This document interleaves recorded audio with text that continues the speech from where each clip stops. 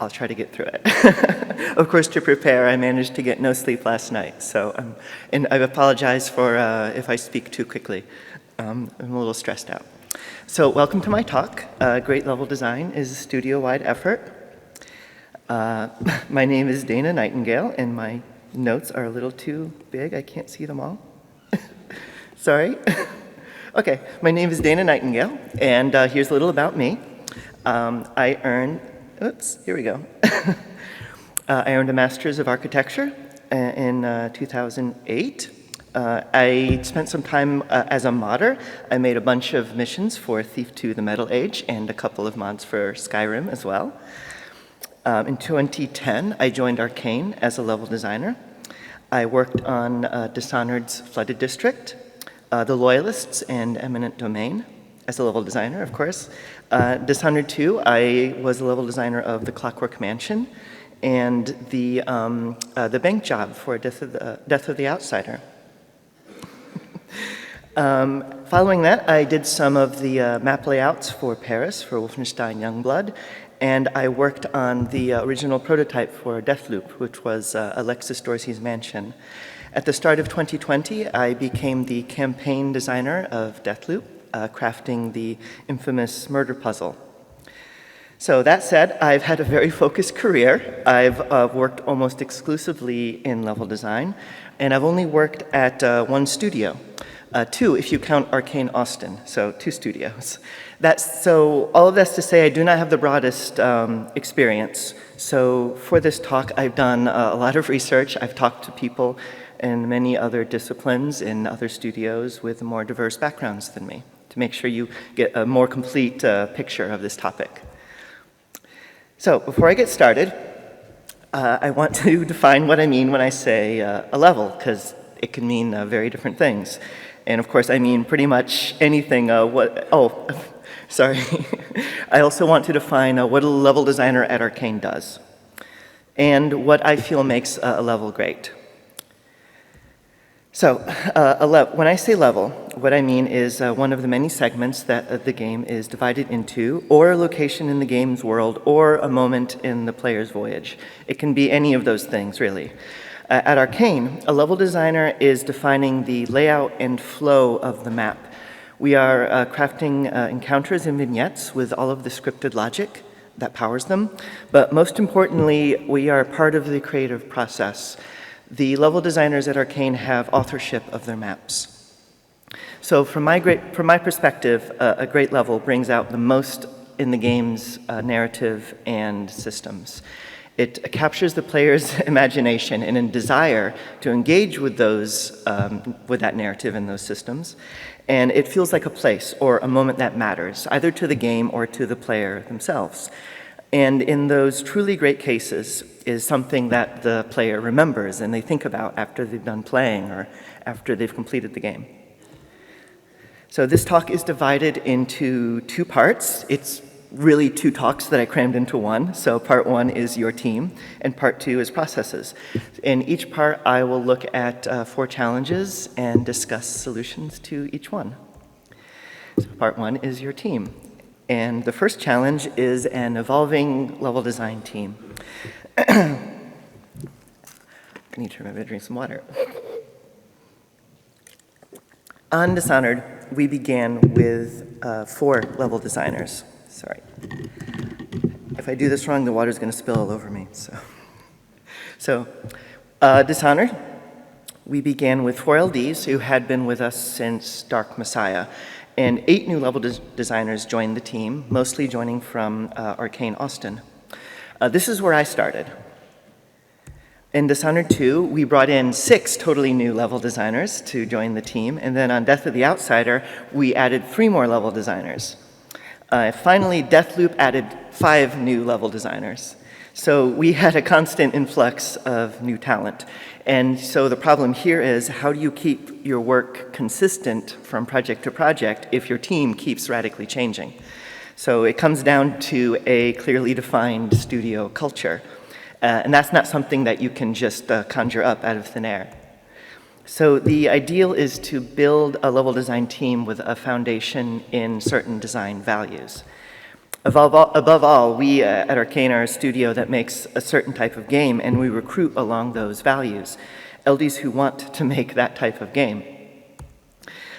Good level design can't just be the value of the level design team, which is kind of the thesis of this whole talk. It must extend to the entire studio. Almost everything in our games is expressed through the level design, and the entire studio considers level design to be one of our most powerful tools to deliver the experience that we're all trying to deliver. So at Arkane, we never shut up about our design values. We talk about them constantly. We have posters about them all over the studio. People are sick of having them brought up as arguments in meetings, and everyone knows about them, and no one forgets them. And I could talk for an hour just about Arkane's design values, and many people already have, but that's not this talk. The point is here that your studio is going to have its own design values, and you're the ones who are going to be defining them. So, our second challenge is leadership bottlenecks. In this case, a bottleneck is when the idea doesn't move forward until it works its way up and out of the bottle. So a level designer creates an idea, which is then reviewed by their lead, who will give feedback, help them iterate, and ultimately validate it, or not. A producer will then evaluate the impact on other teams, and maybe validate it, and maybe not. Even validated at that stage, when the creative director gets involved, who may be reviewing it without the level designer present, they may feel it doesn't fit the game's vision and kill it. Not only does this type of process weed out a diversity of ideas, but it could take weeks or months in some cases. So what is our solution? Well, we have eliminated the validation process. No, that's not a good idea. Instead, we have a team of leadership. Our level design team does not have a flat hierarchy, but we have several leaders who work together. In addition to the lead level designer, there's the campaign designer, hi, that's me, and the lead technical level designer. So we sit down with the level designer themselves and they review their ideas with the campaign producer and the creative director. If one of us can't be present, then this process will happen anyway. We keep the process moving, and we involve the LD at all stages of this to let them defend their ideas. And then they don't have to defend their ideas over and over because we're just all meeting once. Sometimes we disagree, and that's the point of this process. Each of us have different tastes and areas of expertise. We'll each spot different red flags as well. We talk it out and try to reach a consensus or a compromise. And sometimes we just trust the person who's the most qualified to make the call. This way, a bigger variety of ideas can make it into the game. So what is each of our areas of expertise? The lead level designer defines the level design objectives and guidelines. They work closely with the systems designers and level art. The campaign designer crafts the backbone of the player's experience and will work with narrative and UI UX. The lead technical level designer is all about the team's tools and processes. So that lead will work closely with tools development and tech art. As you can see, we all have a pretty balanced load in terms of what other disciplines we each work with. So each of us can focus on our particular area and trust the other to have our backs for the areas that we have a blind spot in. So in a nutshell, discuss the ideas together as a group, not as a series of bottles where each neck could have a cork. Have a variety of leaders, each with different areas of expertise and different tastes. Include the level designer in the validation process so they can defend their work. And keep the process moving. Deference and trust are always required. Challenge 3 is masters of none.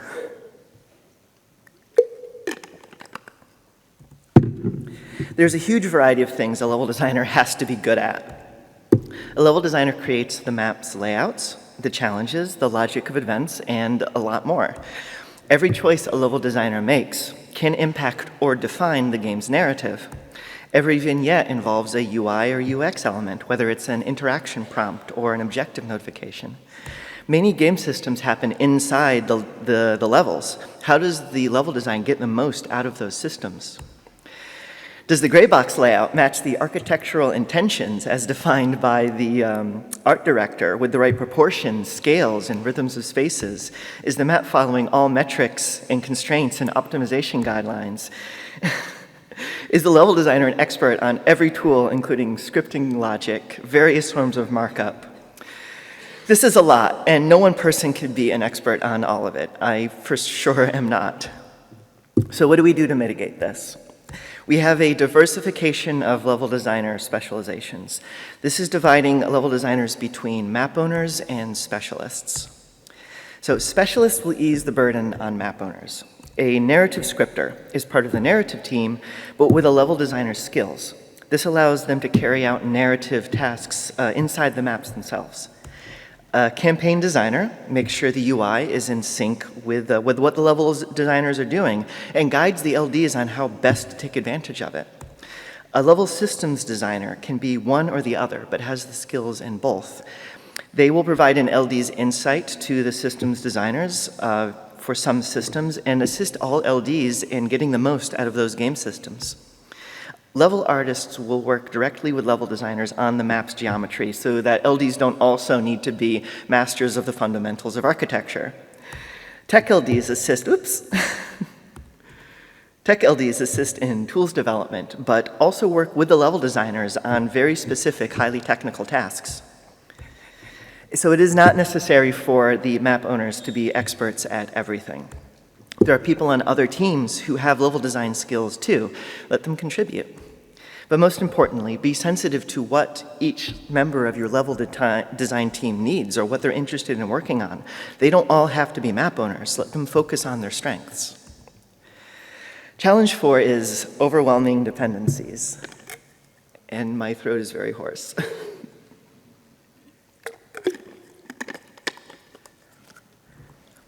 No discipline works in isolation, and game development is full of moving parts. Level designers must work with nearly all of them, but what does that look like? What are a level designer's key partnerships? So, first, what is the work that happens before the level designers begin? What allows them to do their work? In defining the shape and scope, many questions have to be asked. The broadest one is, what does a level even mean in our game? Are the levels connected by ellipses, or are they contiguous? How big are the maps? How dense are they? Do several maps make a level, like we did in Dishonored, or is it something else entirely, like we've done in Deathloop? It's critical that the technical director and level design are in sync with both the creative direction and the art direction, because if they're not, you have to be really careful. What seems like the final decision for what a map is in this game can suddenly change, and it will be really painful if it does. The engine and tools developers have a hand in laying out the foundation for the ways the LDs and level artists do their work. To ensure that these tools are the right fit for all of the processes both the level designers and the level artists need, the tech LDs and tech artists are involved early. So they create the tools, they map out the workflows, they define all of the best practices. And now the LDs and level artists have exactly what they need, tools that are designed exactly for the work they're going to be doing on the game that we're making. Every now and then, we'd like to do something wacky, like the time travel mission in Dishonored 2 called Cracking the Slab, or the Clockwork Mansion. Our engine and tools teams have the flexibility to make those kinds of dreams come true. But we don't just use tools to build the maps, we also need to implement game systems. So the technical level designers will work alongside the systems designers and a mix of engine developers and gameplay programmers. So we have our proprietary Void Studio, which is built from the ground up to make the game that we're making. We have created a visual scripting language called qu'il that is tailored precisely to our needs, and we have a modular component system that makes sure that everything done is consistent game-wide. We also get some external tools like a content integration system or performance monitors, but sometimes we like to give them funny names like Arkane that delivers warnings, or Tintin, our bug reporter. So, forging the golden path is where I come in. Our games are very narrative-driven, but the narrative and gameplay are one. What the story is and what the player can or must do are intertwined, and this forms the campaign. The campaign designer will collaborate closely with the lead level designer and the narrative designer and the creative director to form the high-level layout of the player's broadest goals. We then collaborate with each LD to turn this outline into detailed scenarios, challenges, vignettes, fleshing out the entire game. So now we're in the thick of it. What key partnerships come into play while the geometry is being made? The crafters of the maps may be our most important partnership. The level designers and level artists will begin work at the same time.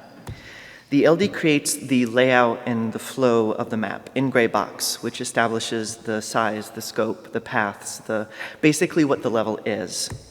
The level artist, on the other hand, is creating the visual DNA of the map. They are creating a proof of concept that establishes the scale and the proportions, the style and the mood.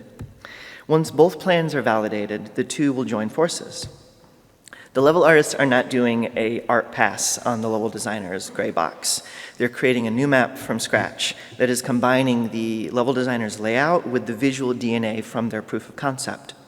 So pairs of level designers and level artists will work together until the end of the project, collaborating to bring their combined vision to reality. So we require elimination. Our level design and level art won't mean much if the player can't see.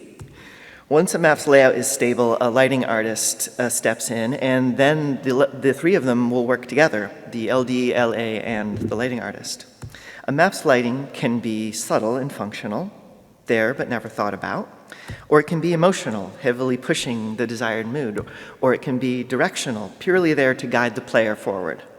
The lighting artist will use all of these methods, working together with their team to make the map shine, and yes, that pun was intended. Environmental storytelling is the multitude of stories that exist in all spaces of the game. It has two forms. The first is high level, which is, why does this space exist, or why is this place like this? That is often conceived by the narrative team working with creative direction, and that forms the core concept of what each of these locations are. But we also have the low level, which is more like, what happened here, or what do these objects in this space tell the player? And the low level will come from all directions. It can be proposed by the narrative team, but it's just as often created by the level designer or the level artists. Constructing the geometry of the maps is now well in progress, but we're making games. What about the gameplay? Just as we have emergent gameplay, we have emergent level design. Our level designers have a lot of freedom to invent wild bullshit. The work done by the systems designers and gameplay programmers allow the LDs to invent novel, weird, or just plain game-breaking new uses for basically everything. It's not uncommon for an LD to push the envelope with our tools and create a spaghetti pile of logic just to get their wild idea working. Yes, I am very guilty of this, but I think it's great. However, we must be really careful. This is when the tech level designers and the gameplay programmers and the systems designers have to get involved. So this cool thing that the level designer created could be coded into a fully supported new feature, and this is a best case scenario for everyone, and it happens pretty often. If that can't happen, it could be cleaned up and optimized by the tech LDs. Even without code support, we can do a lot with our tools. In either outcome, it can't become a nightmare for QA. This is especially true if they come across what looks like a new feature, but there's no documentation for it and no established metrics, and the only person who knows about it is the LD who just cobbled it together and submitted. Player affordance is near and dear to our hearts at Arkane. Expressed simply, if it looks like it's doable, let the player do it. But also, if we can't let the player do it, don't let it look doable. This is expressed through a union of environmental art, level design, and systems design. So level designers will define the rules about what looks interactive or what looks traversable. Can I fit into that tunnel? Can I open that door? It really looks like I can open that door. So systems designers will then set the player's expectation for things like combat tactics, like how wide of a gap an enemy can see through, or what counts as cover and what doesn't.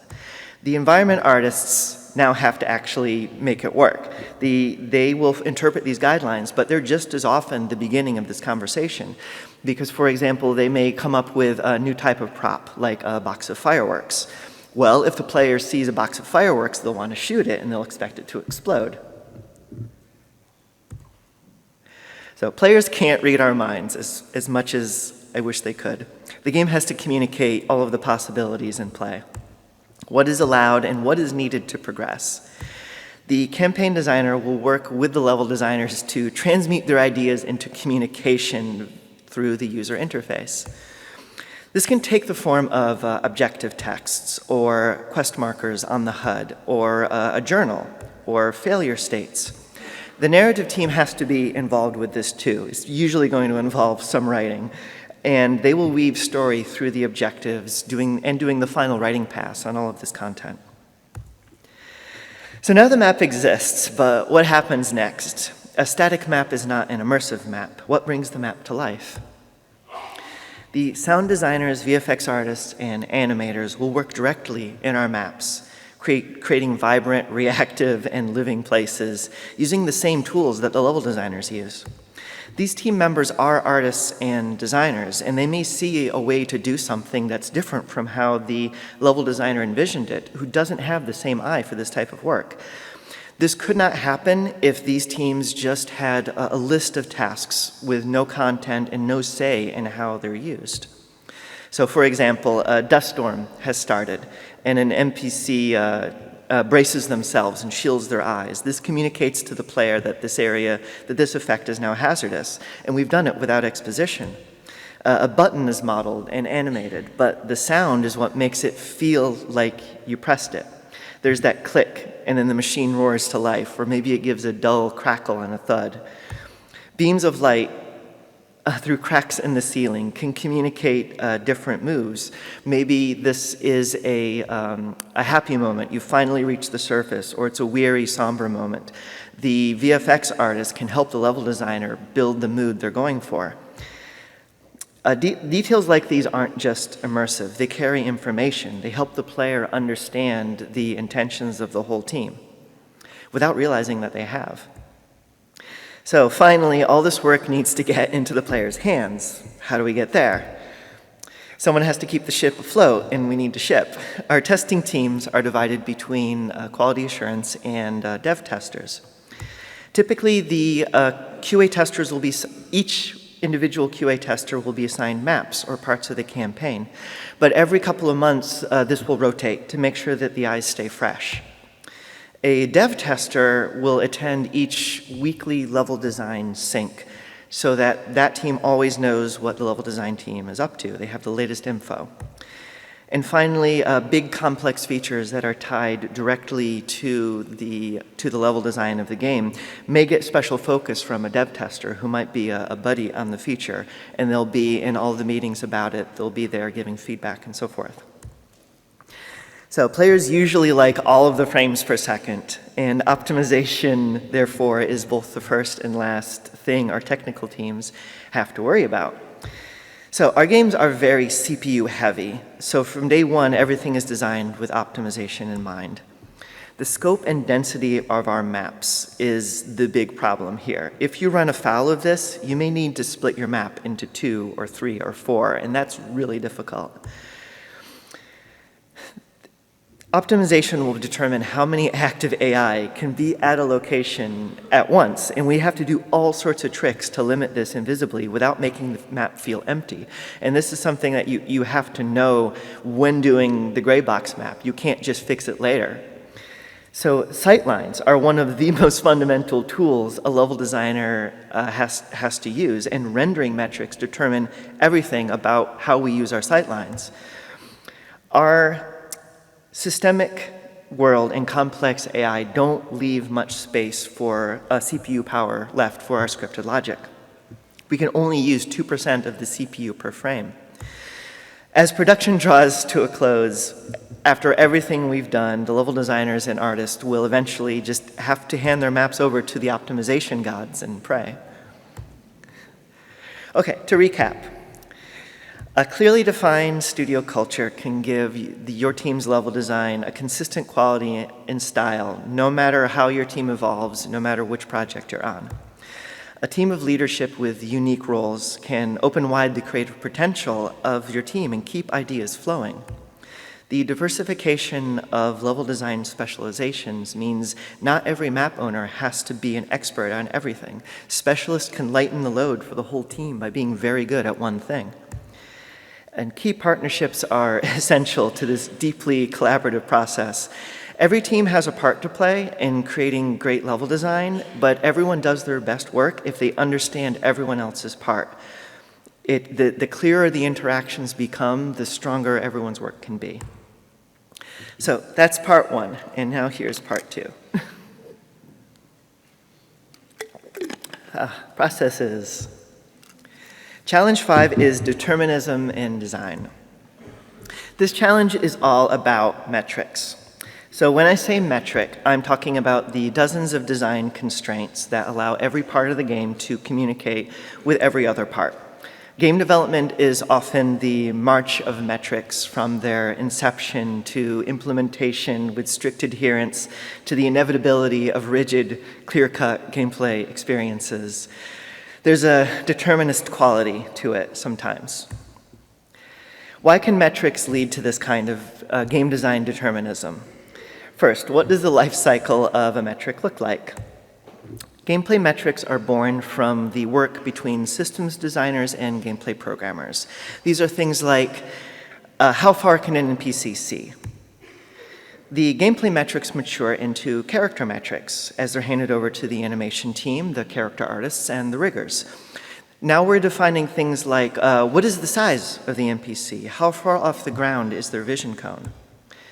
Next, we bring the metrics into adulthood with the level artists and the environment artists. They give the world a scale that was defined by the character metrics. This is stuff like how wide is a doorway or how tall is a handrail. Now it's ready for the metrics, which are all grown up, to arrive in the hands of the level designers. They follow the metrics to the letter, and job's done, right? Job's done, right? You could wind up with a team of level designers whose job is heavily restricted by the metrics. They wind up robotically constructing maps that are defined by the metrics alone. We don't want that, and we don't do that. There's a balance that has to be reached between what feels best for the player and the strict metrics adherence that are still necessary for all of our game systems to work at all. So we try to keep the metrics flexible.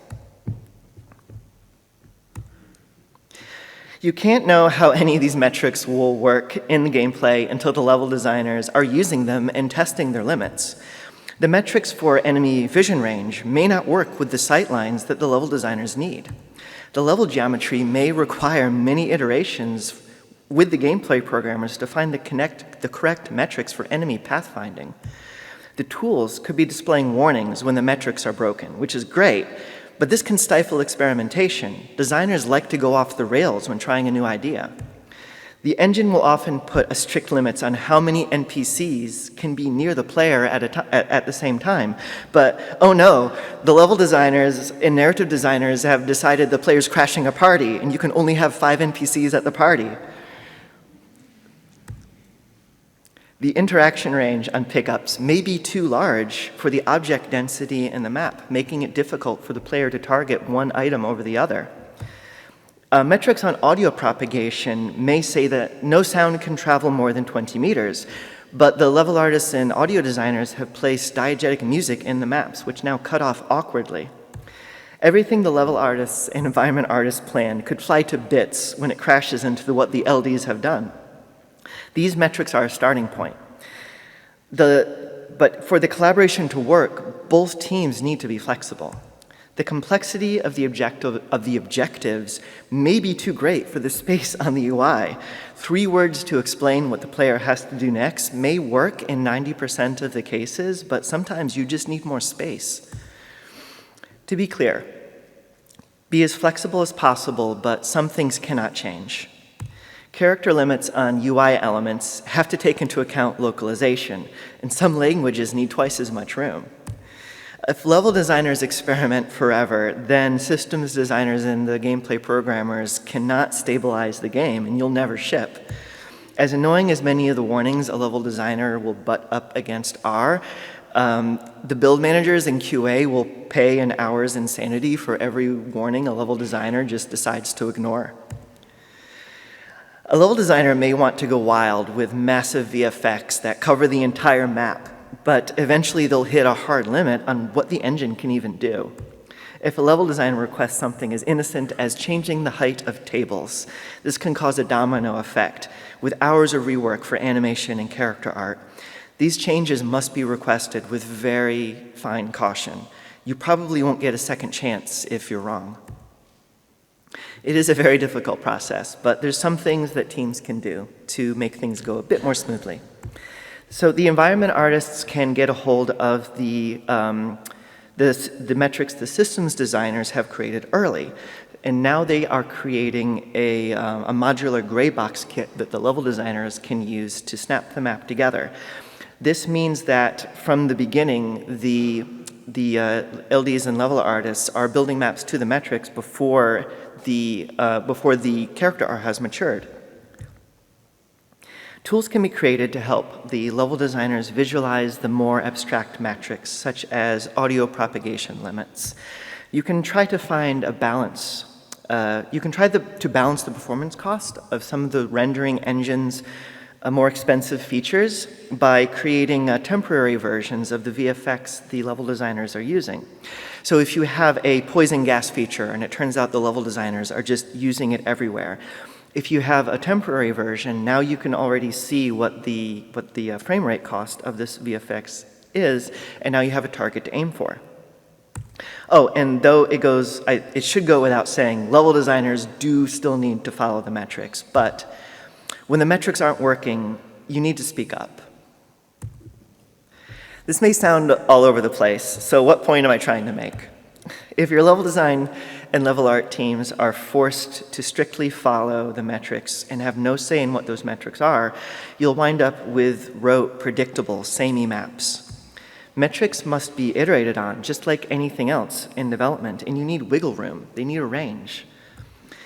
It's a balanced give and take. Sometimes the metric can be safely tweaked and iterated on, but sometimes it must be strictly followed from day one. You need to know when to give and when to hold firm.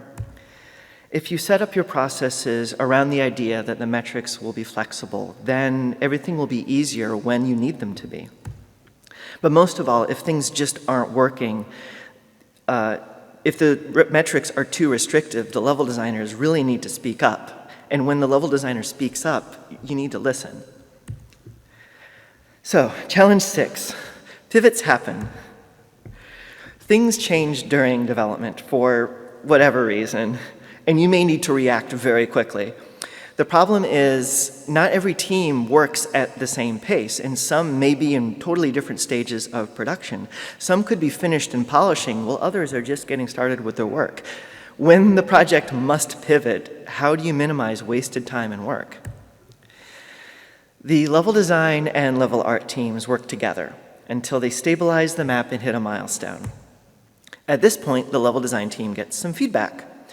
They review it, digest it, and resume work.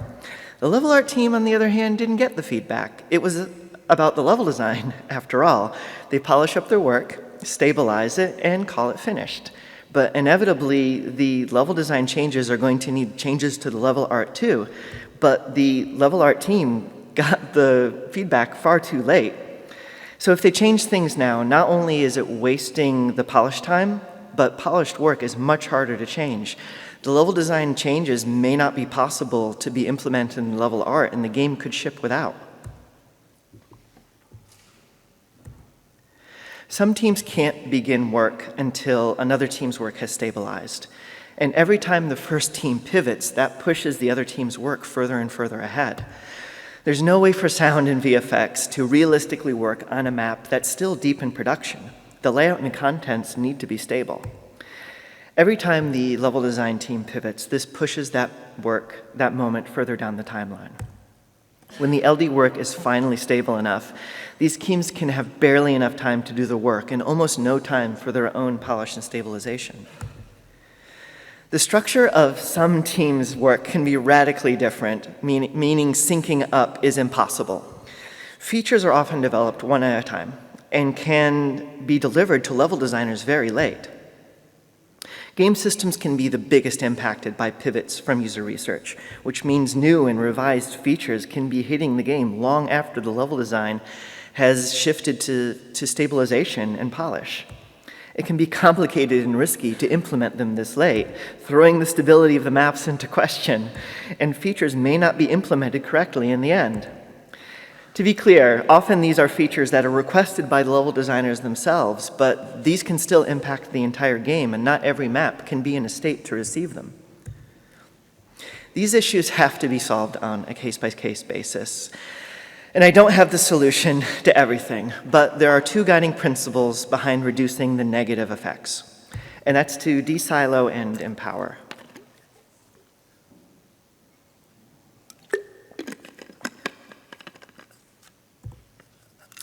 The type of siloing I am talking about is when one team has information and doesn't share it with other teams. You ought to give the level art team the same feedback as a level design team, even if it doesn't seem relevant to them, so that they're aware immediately of what the level design team is doing. They need to stay in sync. They need to iterate as one team. Level artists can be empowered to also react to the feedback.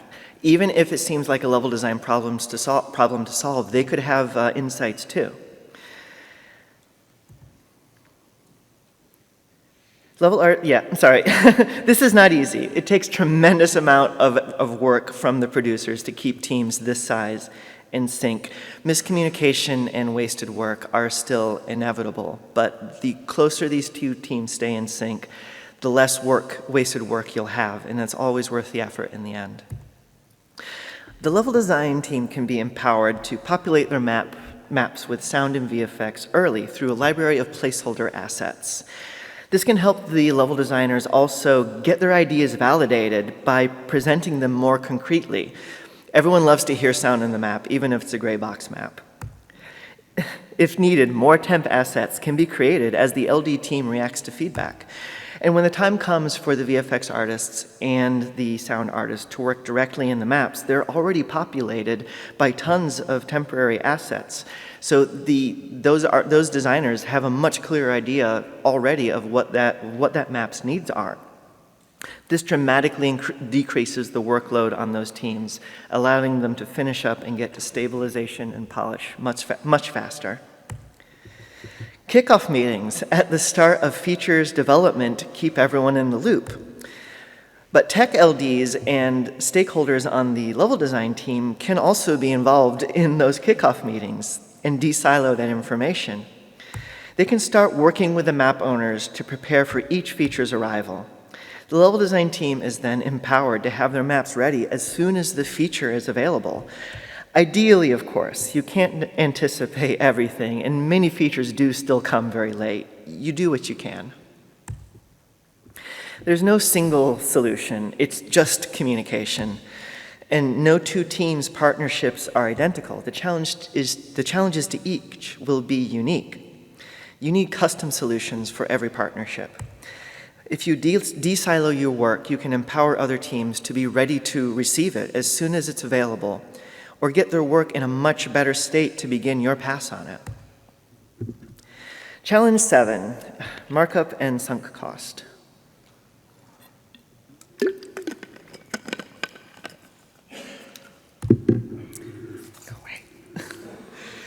Features that require markup, that is to be implemented by hand in every instance, are very common. That is because in some cases, markup is design work. Like if you're designing the zone that an enemy cannot exit, so they won't chase the player out of the map. But in other cases, it's simply telling the game what already exists. It's just interpreting existing data. So what does markup, or the lack of markup, do to level design? In Dishonored 1, we had the blink power a short-range teleport. It required basically no markup.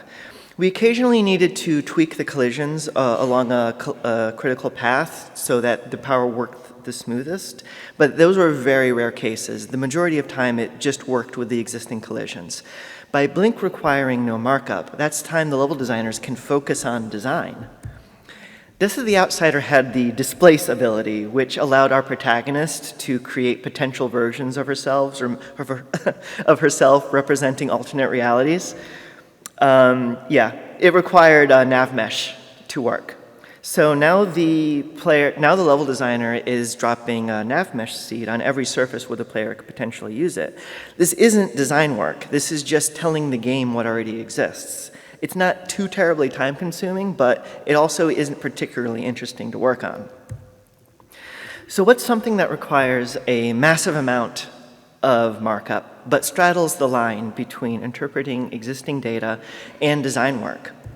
Enemies won't take cover during combat unless there's data telling them where they can go and what they can do while there. You could build tools, You could have tools to have the LDs hand place every single cover point, which gives them absolute control over every combat encounter. But this is incredibly time-consuming, and it makes it very difficult to change the map's layout later. Systemic cover, on the other hand, operates either entirely by AI rules or procedurally generated cover points.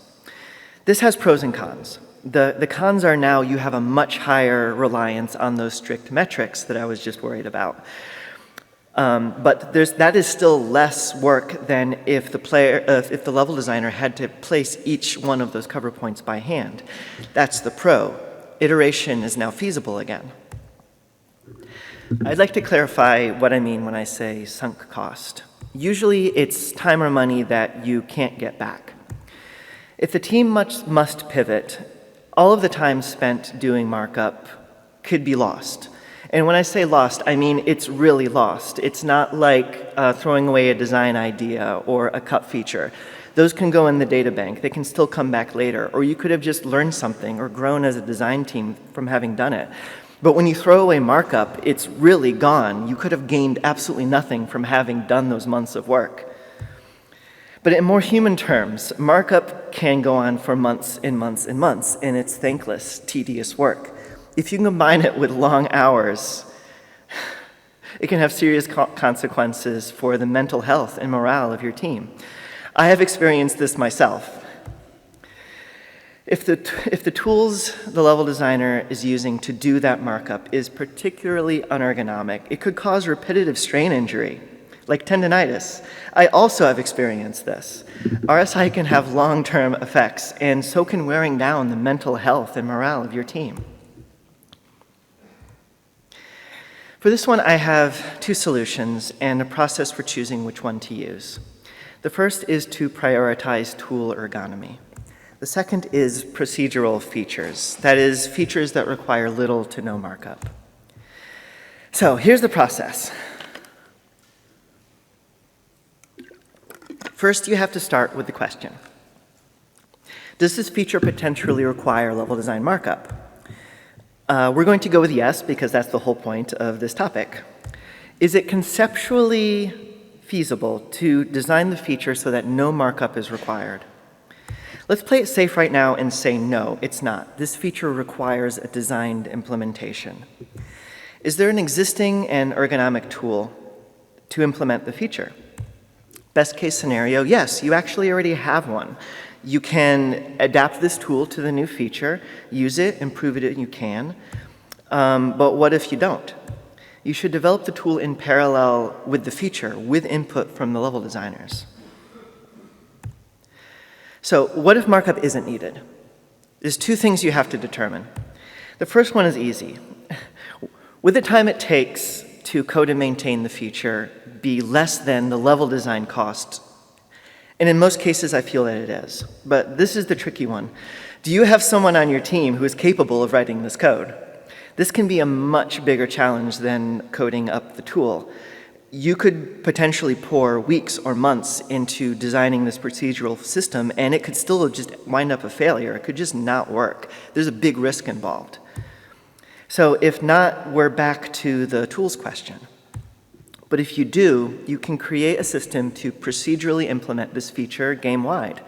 And you're done.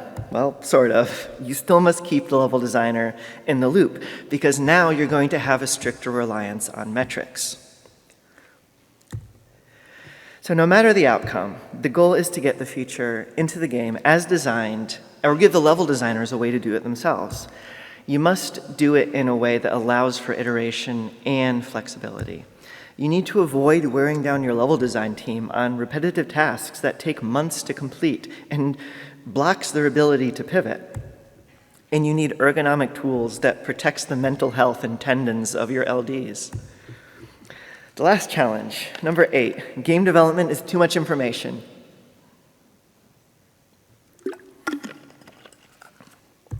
The solution is documentation. Too bad the documentation is also a challenge. So we can do better than that, but some details first. A lot of information flows through level design. From the start, you've got the game's concept coming from the creative director, narrative design, or both. The lead level designer and the campaign designer will serve up drafts of the campaign overview, which they've worked out with the level art leadership and the narrative team. The tech LD will work with the tools developers to draft up tools and process specs. The systems designers will begin to produce vast quantities of writing about features details and metrics. The level environment artists will also begin to deliver their metrics about the sizes and shapes the gray box maps should follow. From there, the level designers must begin their documentation. So they're documenting their brainstorms and prototypes. Once they begin to build their maps, they need to write down all of the details in the maps. This includes quest and vignette details as well. Different stages of a project's life require different types of documentation. During the brainstorming phase, docs should be loose and messy. It's the designer's notebook. It's also an archive. Nothing here should be thrown away. Browsing through your old ideas is a great way to find one to resurrect or get a brand new idea. Documentation for production, on the other hand, is a massive library of detailed specs for every topic in the game. I've heard it described as the single source of truth. It has to be rigorously guarded against redundancy and obsolete information. Cut content must be clearly labeled or deleted.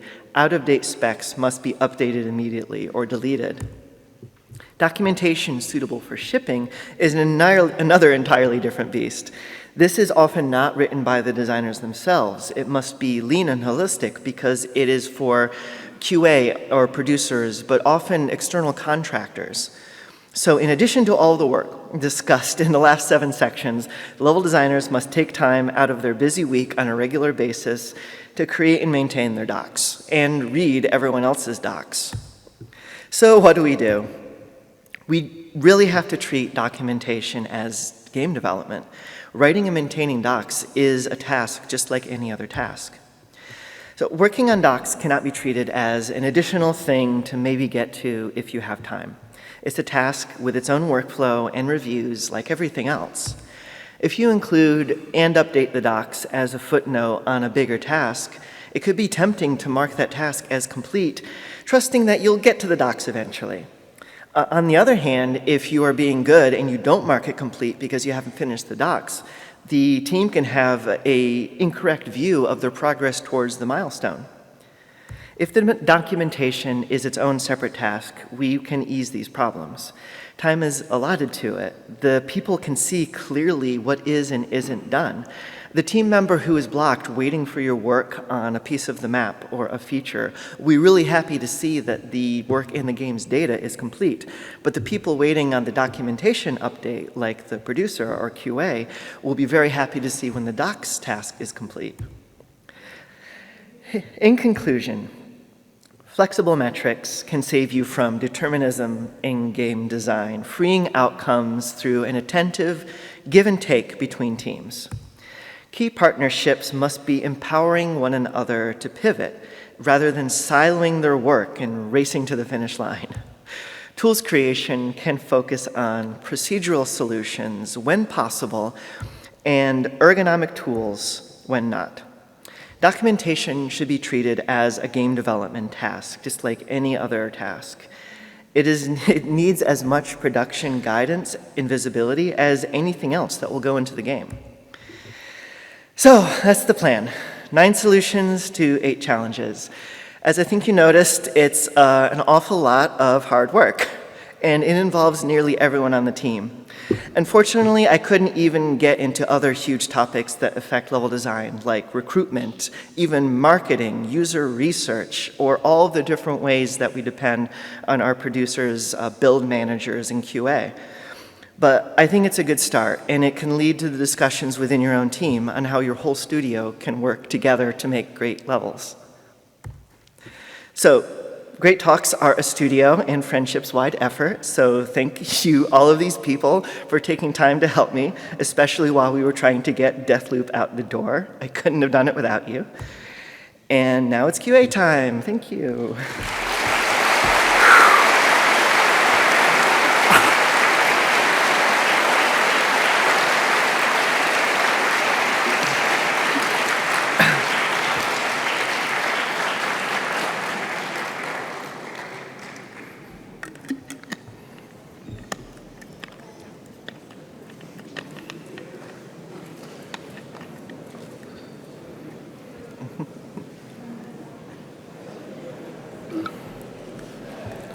Hello. Hello. First of all, thank you for your talk. It was extremely insightful. Thank you. And you talked a lot about this small army that works in order to create a level. Yes. My question is, how does the communication works between those people? Because I saw there are level designers, Yes. tech artists, everything. Does it work like meeting-based or mails or a Slack server? Back when we were in an office, a lot of it had to do with the floor plan. So we would have a cluster, instead of having like a level design pit, we would have a cluster with a level designer, a level artist, an animator, an AMV artist, a VFX artist, and they're all working on the same map. We have those cool desks with wheels. It takes about 10 minutes to move your desk across the studio. So okay, the VFX artist, this VFX artist is now going to work on this map. They just wheel their desk over. Now with remote working, it really just comes down to having very good communication management. We use just all the various tools. We have Microsoft Teams, Slack, and everyone just has to be really, really attentive. In some ways it makes it easier because I find that those types of meetings can be much more organized. But on the other hand, like everyone has to put in the work. You can't just like lean over to see the screen of the person next to you. But yes, way back then, it was all about the floor layout. And of course, there will be different things for different teams. Like the leads will all meet together, the producers will all meet together. We'll have the campaign leadership team all meet together regularly. There's no perfect solution, and we still run into all sorts of situations where this team had this information for 2 months and it didn't get outside of the team because they didn't realize another team didn't have it. A lot of this is also me saying ways we could be doing it better. It's really difficult. Okay, thank you very much. Welcome.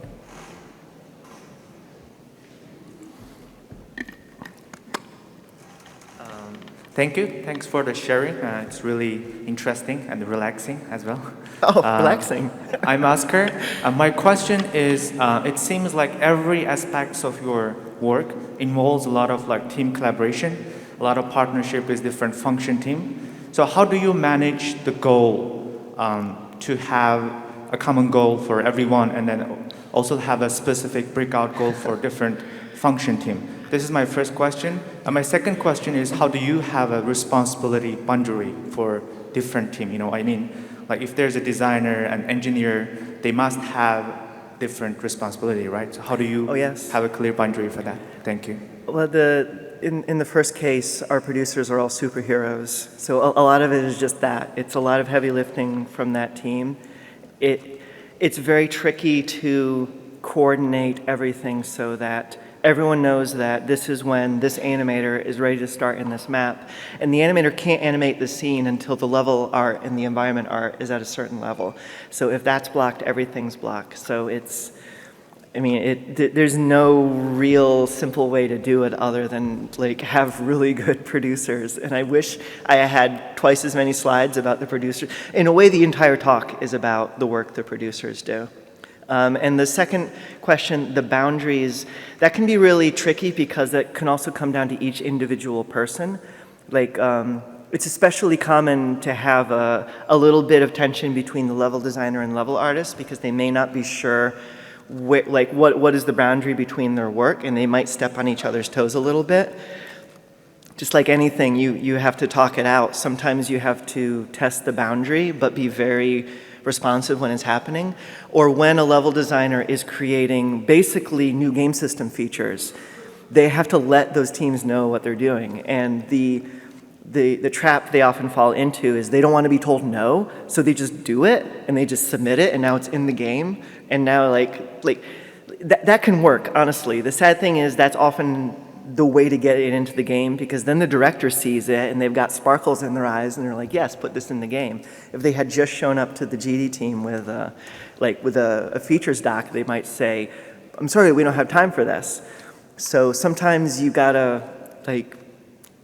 break the rules a little bit to go through, but the key thing is to always just keep everyone in the loop as much as possible. Like, yes, go wild, create that crazy feature, push it, but immediately contact the programmers and the game designers saying, hey, I made this. I know this is going to have a cost for you if it's approved, but I want to look at it with you to see what you think. Otherwise, they might find out about it a month later, and they're like, wait, this wasn't on my schedule. What is this thing? It can create a lot of frayed nerves. Okay, thank you. Welcome.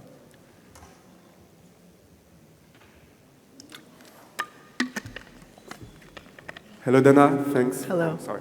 Thanks for your amazing talk. I had a question regarding your levels feedback.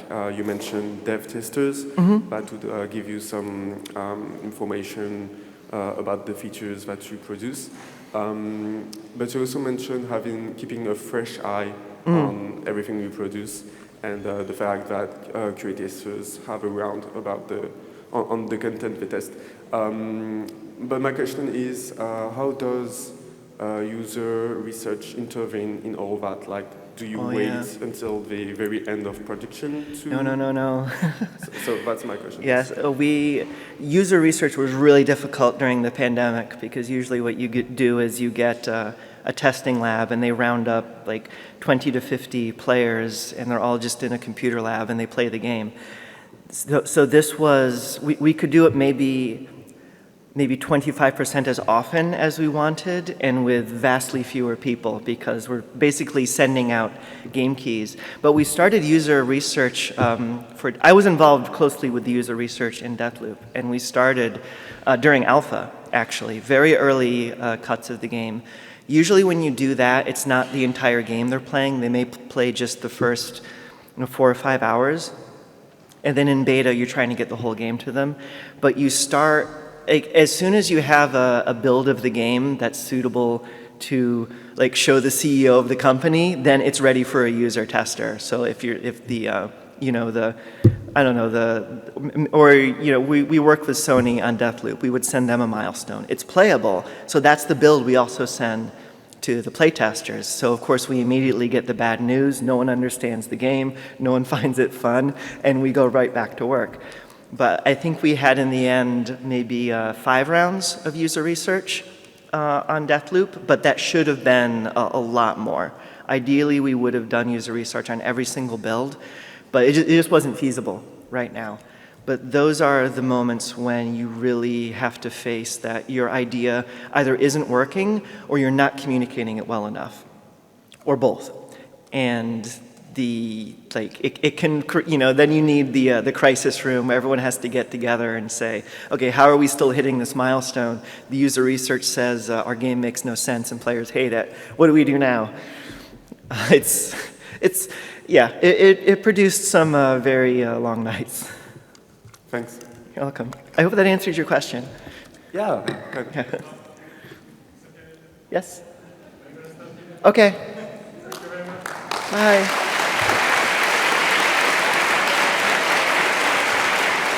Do you stay here for the 2 days?